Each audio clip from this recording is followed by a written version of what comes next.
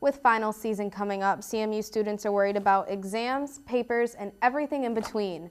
But some say that there's one thing many forget to make a priority: mental health.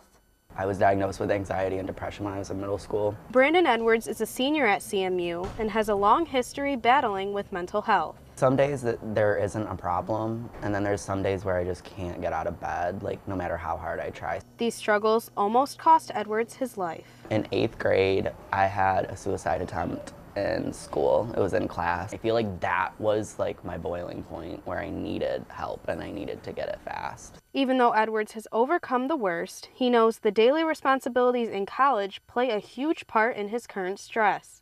He's turned to counseling to help him out. I think the counseling center is amazing. It's a free service and I have used it a few times and it's really helped for me personally. Dr. Terry McGlasson is a professor for counseling at CMU and urges students who are having a hard time to reach out in any way they can. Stress in and of itself is not necessarily destructive or the problem. It's what we do or don't do about it. McGlasson thinks that there's a stigma with mental health that forces people to bottle up their feelings. We don't talk about these things. I see my dentist every 6 months for checkup. I see my doctor once a year. I do those things not because I'm sick, but because I want to stay healthy and well.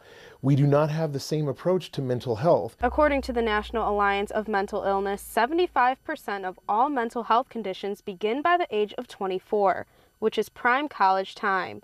McGlasson says these problems are nothing to be ashamed of. There's nothing wrong with experiencing stress. It's part of the college experience. Edwards believes the best way to overcome these hardships are to talk about them and don't keep them to yourself. Just find someone who you can talk to. It can be a family member, a friend, a faculty member, anyone. In Mount Pleasant, Dana White, News Central 34.